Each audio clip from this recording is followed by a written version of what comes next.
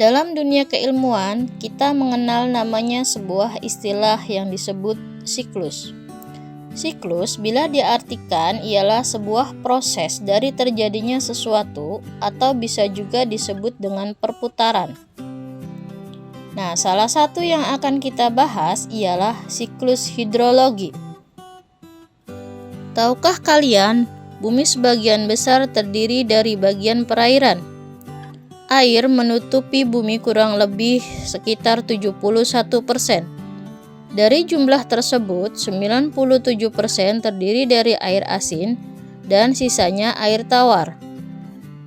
Sebanyak 2% air tawar berada pada wilayah kutub dalam bentuk es. Sisanya berada di danau, sungai, dan air tanah.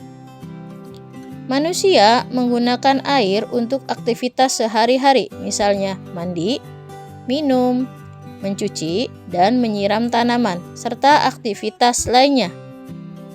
Namun, meskipun air digunakan secara terus-menerus, air tersebut tidak pernah habis.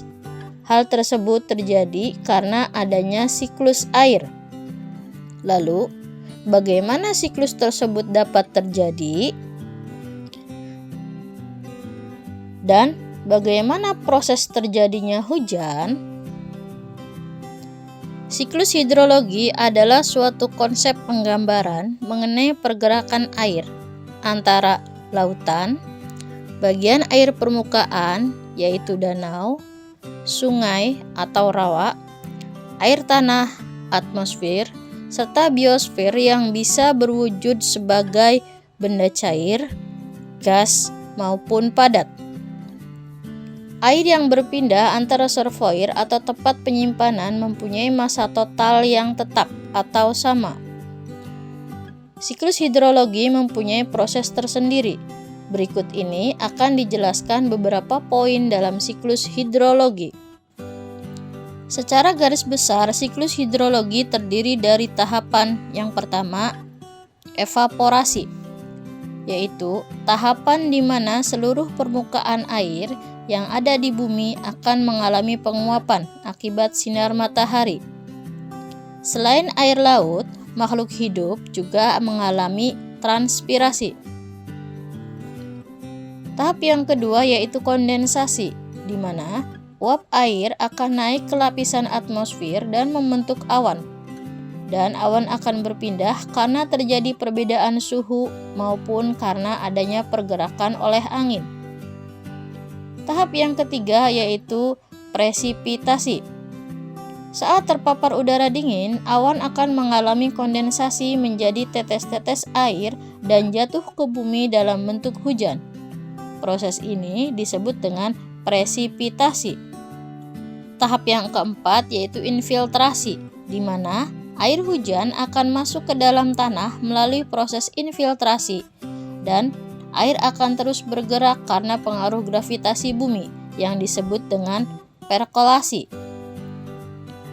Untuk lebih jelasnya, perhatikan penjelasan berikut ini. Siklus hidrologi adalah pola sirkulasi air secara terus-menerus dari laut ke atmosfer, dari atmosfer ke permukaan tanah, dan kembali mengalir ke laut. Proses yang pertama adalah evaporasi, di mana proses penguapan yang terjadi pada air laut yang disebabkan oleh panas matahari. Proses ini disebut dengan evaporasi. Evaporasi terjadi karena temperatur permukaan air yang cukup tinggi, sehingga molekul air yang ada di permukaan memperoleh energi untuk memisahkan diri. Selain air laut, air yang berada pada tumbuhan juga mengalami penguapan. Proses ini disebut dengan transpirasi. Uap air yang berasal dari tanah yang diserap oleh akar tumbuhan dan dialirkan sampai ke daun, kemudian menguap ke atmosfer. Proses penguapan yang terjadi antara tumbuhan dan air laut secara bersama-sama disebut dengan evapotranspirasi.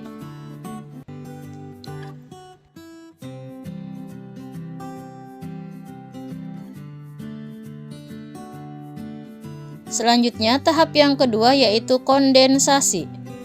Pada ketinggian tertentu, uap air akan mengalami pembekuan atau kondensasi.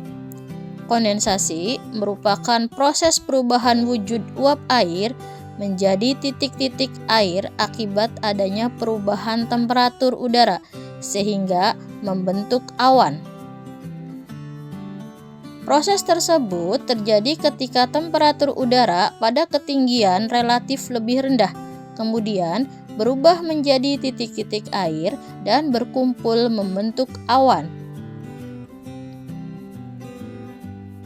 Dan proses perubahan wujud uap air menjadi curahan atau jatuhnya air dari atmosfer ke permukaan bumi disebut dengan presipitasi.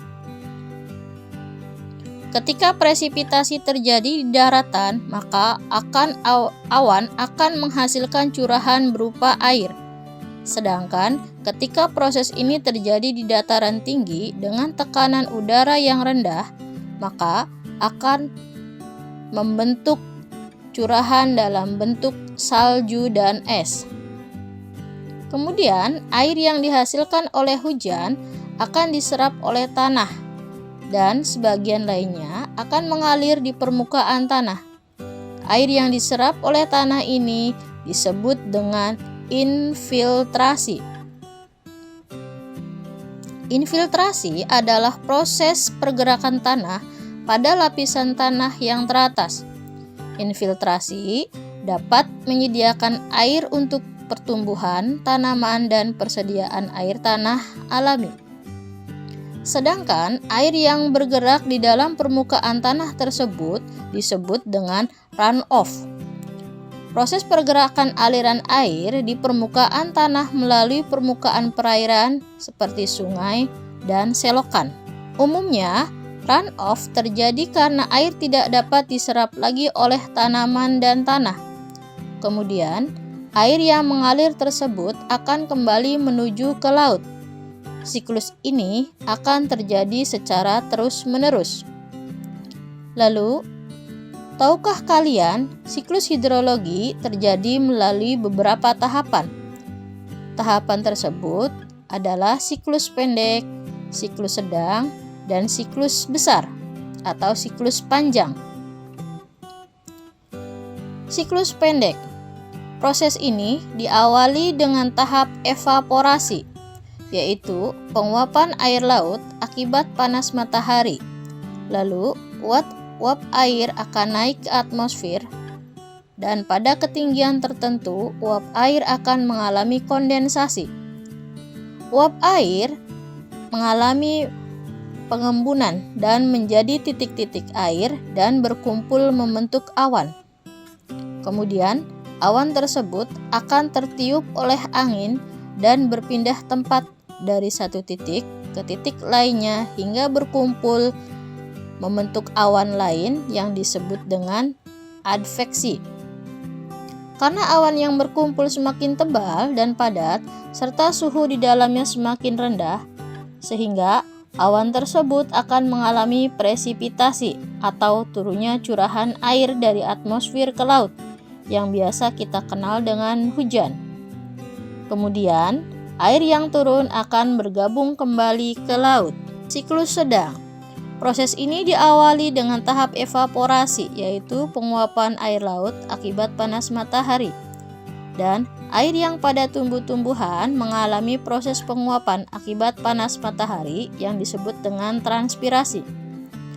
Lalu, uap air naik ke atmosfer dan pada ketinggian tertentu, uap air akan mengalami kondensasi. Uap air mengalami pengembunan dan menjadi titik-titik air dan berkumpul membentuk awan. Kemudian awan tersebut akan tertiup oleh angin dan berpindah tempat dari satu titik ke titik lainnya hingga berkumpul dengan awan lain. Tahap ini disebut dengan adveksi. Karena awan yang berkumpul semakin tebal dan padat serta suhu di dalamnya semakin rendah, sehingga awan tersebut akan mengalami presipitasi. Selanjutnya, air yang turun ke bumi sebagian diserap oleh tanah atau disebut dengan infiltrasi. Dan sebagian lagi mengalir ke permukaan tanah melalui permukaan perairan seperti sungai, selokan, kanal, dan yang lainnya. Proses ini disebut dengan runoff. Dan air tersebut kembali lagi menuju ke lautan. Siklus panjang.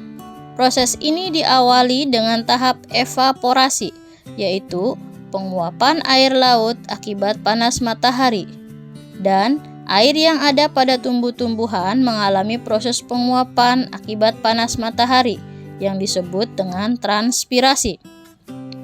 Lalu, uap air naik ke atmosfer dan pada ketinggian tertentu, uap air akan mengalami kondensasi. Uap air mengalami pengembunan dan menjadi titik-titik air dan berkumpul membentuk awan. Kemudian, awan tersebut akan tertiup oleh angin dan berpindah tempat dari satu titik ke titik lainnya hingga berkumpul dengan awan lainnya. Tahap ini disebut dengan adveksi. Karena awan yang berkumpul semakin tebal dan padat, serta suhu di dalamnya semakin rendah, sehingga awan tersebut akan mengalami presipitasi. Pada siklus panjang, air yang turun tidak dalam bentuk air hujan, tetapi dalam bentuk salju. Hal ini terjadi karena daerah pegunungan atau dataran tinggi memiliki tekanan udara yang rendah. Salju pada daerah pegunungan atau dataran tinggi sebagian besar akan menguap kembali ke atmosfer tanpa melalui proses mencair terlebih dahulu. Proses ini disebut dengan sublimasi. Kemudian, sebagian salju lainnya mencair dan mengalir di permukaan bumi. Proses ini disebut dengan runoff. Salju ada juga yang sebagian mencair dan meresap ke dalam tanah atau disebut dengan infiltrasi. Demikian penjelasan tentang siklus hidrologi. Semoga pembahasan tersebut dapat bermanfaat dan menambah wawasan kita semua.